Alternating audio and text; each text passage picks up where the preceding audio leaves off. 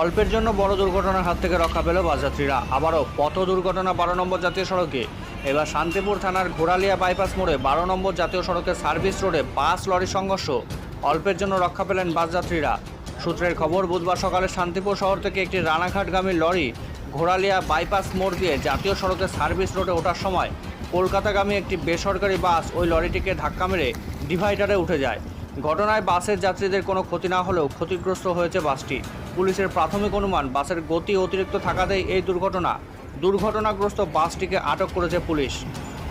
আরেকবার জানায়, আবারও পথ দুর্ঘটনা 12 নম্বর জাতীয় সড়কে। এবার শান্তিপুর থানার ঘোড়ালিয়া বাইপাস মোড়ে 12 নম্বর জাতীয় সড়কের সার্ভিস রোডে বাস লরি সংঘর্ষ। অল্পের জন্য রক্ষা পেলেন বাস যাত্রীরা। সূত্রের খবর, বুধবার সকালে শান্তিপুর শহর থেকে একটি রানাঘাটগামী লরি ঘোড়ালিয়া বাইপাস মোড় দিয়ে জাতীয় সড়কের সার্ভিস রোডে ওঠার সময় কলকাতাগামী একটি বেসরকারি বাস ওই লরিটিকে ধাক্কা মেরে ডিভাইডারে উঠে যায়।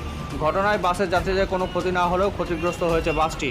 পুলিশ এর প্রাথমিক অনুমান, বাসের গতি অতিরিক্ত থাকাতে এই দুর্ঘটনা। 6টা নাগাদ শান্তিপুর টাউন থেকে একটা পাথরের গাড়ি বেরোচ্ছিল, এসে ওখানে আমার মতো দাঁড়িয়েছে। আর শিলিগুড়ি থেকে কলকাতা যাওয়ার একটা নাইট সুপার গাড়ি, ও এসে পাশাপাশি সজোরে ধাক্কা মারার পরে বাসটা ডিভাইডারের ওপরে উঠে যায়। কারোর কোনো ক্ষয়ক্ষতি হয়নি, সবাই সুস্থ আছে।